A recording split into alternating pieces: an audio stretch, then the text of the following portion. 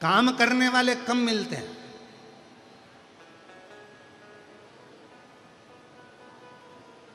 आज के ज़माने में फैक्ट्री में काम करने वाले कम मिलेंगे, घर में काम करने वाले कम मिलेंगे, दुकान पर काम करने वाले कम मिलेंगे, पर जितने भी मिलेंगे काम करने वाले कम मिलेंगे, पर कान भरने वाले ज़्यादा मिलेंगे।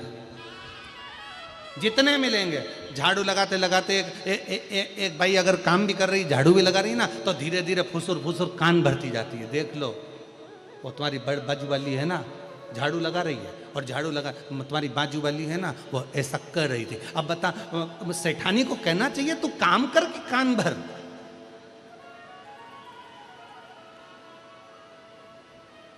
अब जितने काम करने वाले पूर्व के समय में थे, आज के जमाने में काम करने वाले तो कम हो गए, कान भरने वाले ज्यादा हो गए। ना जाने कितने कितने कान भरने वाले हो गए। फैक्ट्री में काम करो तो कोई ना कोई एक दूसरे का कान भरता रहेगा, इसी को भड़काएंगे, इसको भगाएंगे, उसको लाएंगे, उसको भगाएंगे, उसको लाएंगे, उसको भगाएंगे। घर में कोई काम कर रहा है तो उसके धीरे धीरे कान भरते रहेंगे, उसको भगाने का प्रयास करेंगे।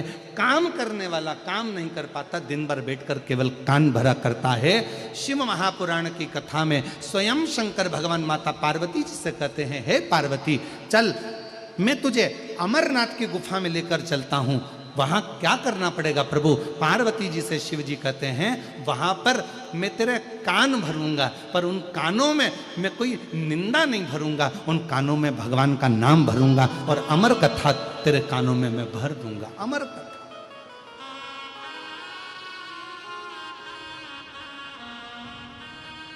और वो अमर कथा भरूंगा जिस अमर कथा को श्रवण करने के बाद फिर तुझे जन्म नहीं लेना पड़ेगा। माता सती ने भी अमर कथा सुनने का प्रयास किया।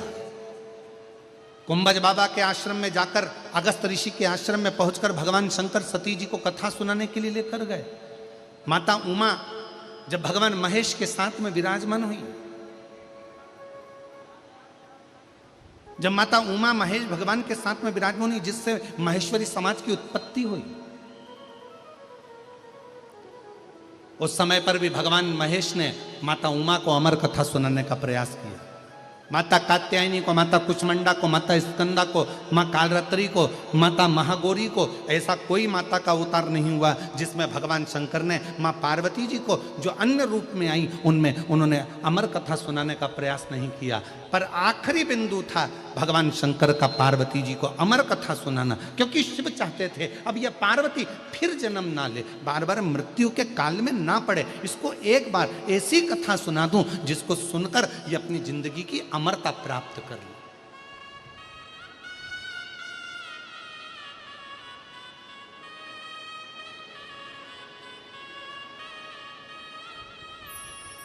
और मेरे बाबा सुना दो ऐसी कथा जिसे सुनकर मैं भी अमर हो।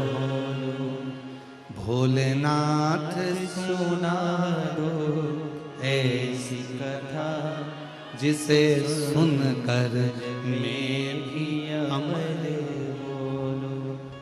जिसे सुनकर मैं भी अमर हो,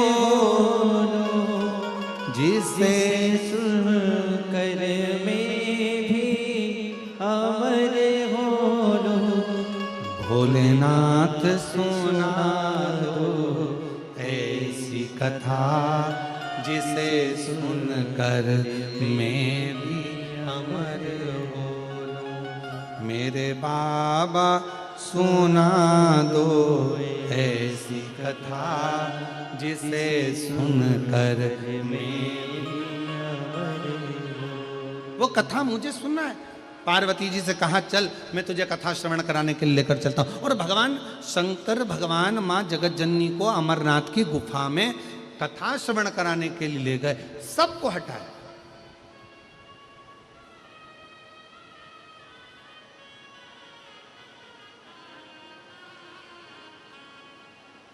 मां गंगा जी को भी बाहर छोड़ा, चंद्रदेव को भी बाहर छोड़ा, सर्पदेव को बाहर छोड़ा, डमरू को बाहर छोड़ा, सबको बाहर छोड़कर अमरनाथ की गुफा में जब कथा श्रवण कराने के लिए बैठे, पार्वती जी के हाथ में त्रिशूल दे दिया। ले त्रिशूल, और जाओ पार्वती जी, अगर कोई कथा सुनने के लिए बैठा हो तो उसको वहां से हटाया हो। ये कथा मैं केवल तुम्हें श्रवण कराना चाहता हूं। तुम्हें सुनाने का कारण क्या है?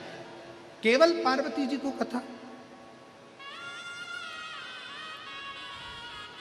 पार्वती जी, केवल मैं तुम्हें कथा सुनाना चाहता हूं।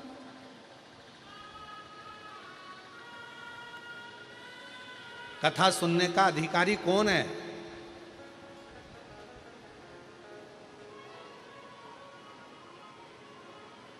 मेरी हैदराबाद की जीजियों और मेरे